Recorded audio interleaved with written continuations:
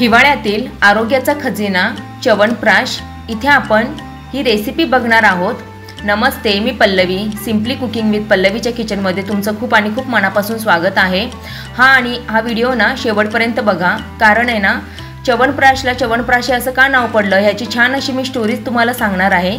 चला तर मग उशीर न करता या रेसिपीला आपण सुरुवात करूया।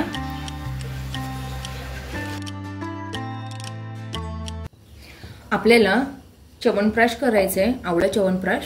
त्यासाठी ना अर्धा किलो आपल्याला आवळे लागणार आहेत।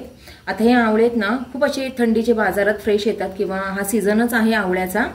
आपल्याला अशी छान अशी फ्रेश असे आवळे हे रसाळ बघून घ्यायचे आणि हे आता आपल्याला ना धुवून मिठाच्या पाण्यात धुवून आपल्याला हे वाफलून घ्यायचे आहेत। चला तर मग आपण स्वच्छ धुवून हे पुसून वाफलून घेऊया। आपली कढई ही प्रीहीट झाली आहे, आपण याला स्टीम करून घेऊया सगळे आवळे। आता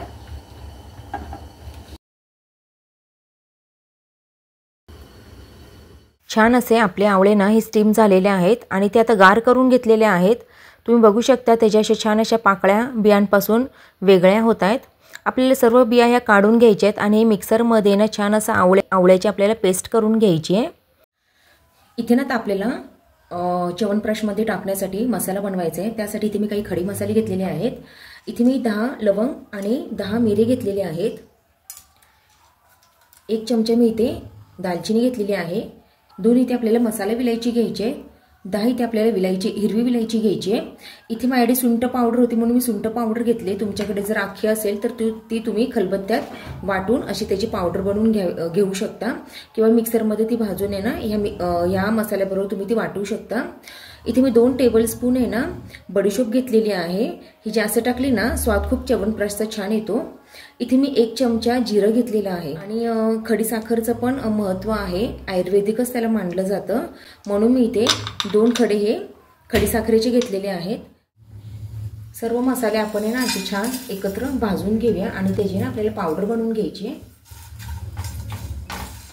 छान असे मसाले आपल्याला सुगंध सुटेपर्यंत ना छान असे भाजून घ्यायचे। आपण एका प्लेटमध्ये आधी ह्याला काढून घेऊया आणि गार झाल्यावर ह्याची आपल्याला पावडर करून घ्यायचे। त्यातच आता मी सुंठ घालून घेते। हे खडी साखर आहे ना मी थोडीशी बारीक वाटून आहे ना ह्याच्यातच टाकून घेणार आहे आणि मिक्सरला सर्व ह्याची पावडर बनवून घेणार आहे। खडी साखर आपल्याला आधी आबोडधोबड अशी वाटून घ्यायची आणि मग यात आपल्याला ही घालून घ्यायची।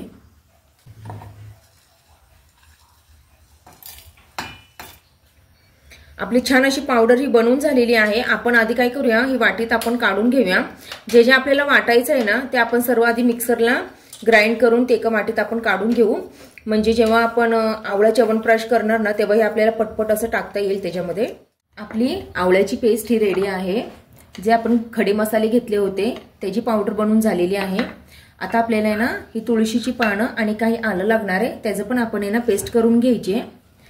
हे सर्व आपण जे वापरतोय ना घटक, च्यवनप्राशला जे पण घटक वापरतात किंवा जे पण मसाले वापरतात, जे पण साहित्य वापरतात ते सगळं आयुर्वेदिक आहे आणि ते आपल्याला सर्दीला वगैरे किंवा प्रतिकारशक्ती वाढवण्यासाठी आपल्याला उपयोगी पडतात। म्हणून थंडीचं हे खाणं खूप गरजेचं आहे आणि आवळा पण छान असं मार्केटला येतोय, त्याच्यामुळे हे काही करायला च्यवनप्राश घरी हरकत नाही। हे ज्याने आपल्याला ना असे छोटे छोटे तुकडे करून घ्यायचे आणि याची पेस्ट बनवून घ्यायची। छान आपली तुळस आणि आलं हे वाटून झालंय। आता आपण खजूरची पण पेस्ट करून घेणार आहे। आपण खजूर हे 30 ग्रॅम घेतलेला आहे आणि 20 ग्रॅम आपल्याला गुळ घ्यायचा आहे। गुळाचा आणि साखरेचा आपल्याला कमी वापर करायचा, साखर तर वापरलेलीच नाहीये पण गुळाचा पण मी इथे कमी वापर करणार आहे गोडीसाठी। त्याच्यापेक्षा नाही इथे मी खजूरचा वापर जास्त करते। इथे 30 ग्रॅम मी खजूर घेतलेले आहेत। तुम्हाला जर गोड होण्यासाठी मनुके वापरायचे असले तर ते पण वापरले तरी पण चालतील, पण इथे मी खजूर वापरते। आता आपल्याला सर्व आपण अशी पेस्ट करून घेऊया, म्हणजे जेव्हा आपण गॅस ऑन करणार तेव्हा आपल्याला पटपट हे आवळ्याच्या मिश्रणात ते च्यवनप्राश करताना उपयोगी पटकन पडतील। आता आपल्याला ना 2 ते 3 टेबलस्पून तूप घ्यायचे। तूप थोडं जास्तच लागतं। तुपामध्ये आधी आपण हे नाही आवळ्याची जी पेस्ट केली होती ना ती घालून घेऊया।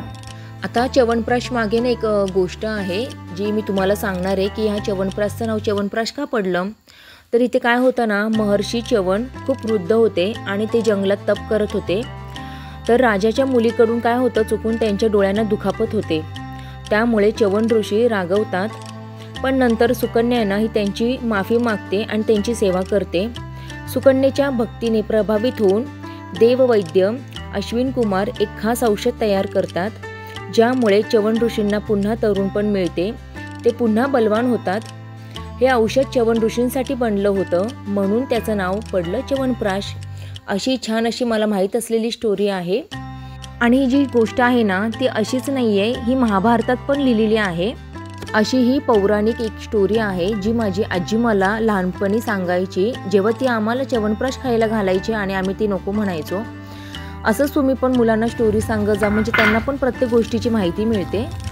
चला तर मग आपण आहे ना, इथे खजूरची पेस्ट आणि गूळ घालून घेतलेला आहे. डार्क कलर येईपर्यंत आपल्याला एकसारखं परतत राहायचं. छान असं ह्याला वाफ यायला लागलेली आहे. आता यामध्ये आपण जी तुळस वाटून घेतलेली होती ना, आलं आणि तुळसची पेस्ट, ती घालून घेऊया. त्यातलं पूर्ण पाणी आटेपर्यंत आपल्याला ना हे एकसारखं असं परतत राहायचंय. सगळ्यात शेवटी आपण ह्याच्यात खडी मसाले घालणार आहे, जे आपण पावडर करून घेतली ना ती, आणि मध लागणार आहे, ते पण आपण सगळ्यात शेवटी. आपला कलर हा डार्क झालेला आहे. इथपर्यंत आपल्याला हे एकसारखं परतत राहायचंय. आता ह्यामध्ये ना आपण खडी मसाले जे आपण बारीक केले होते, पावडर केली होती, ती घालून घेऊया.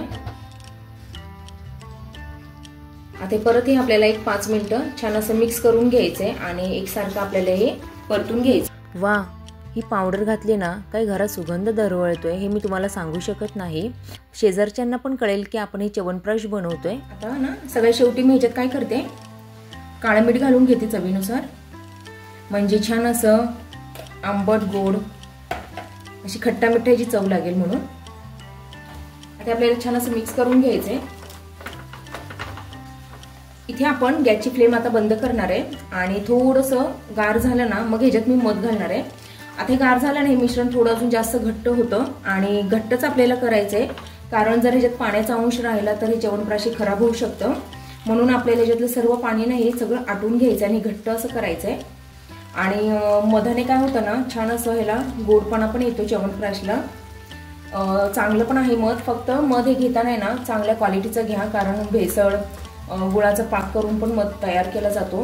मधाने आपलं हे घट्ट झालेले मिश्रण थोडंसं पातळ व्हायला पण मदत होईल आणि चांगली अशी ह्याची टेस्ट पण लागेल. मिश्रण आहे ना बऱ्यापैकी असं हे गार झालंय. आता सगळ्यात शेवटी आपण आहे ना ह्यामध्ये मध घालून घ्यायचंय. अर्धी वाटी भरून मी ती मध घालते. इथे आपलं हे च्यवनप्राश रेडी आहे. याला ना एका स्वच्छ काचेच्या जारमध्ये आपल्याला भरून घ्यायचंय. ही रेसिपी तुम्हाला कशी वाटली, आवडली का? मग नक्की लाईक, शेअर आणि सबस्क्राईब करा. आणि ही स्टोरी पण कशी वाटली, याआधी तुम्ही ही स्टोरी ऐकली होती का, हे पण मला कमेंटमध्ये सांगा. चला तर मग पुन्हा भेटूया अशा एका छानशा नवीन रेसिपीमध्ये. तोपर्यंत बाय.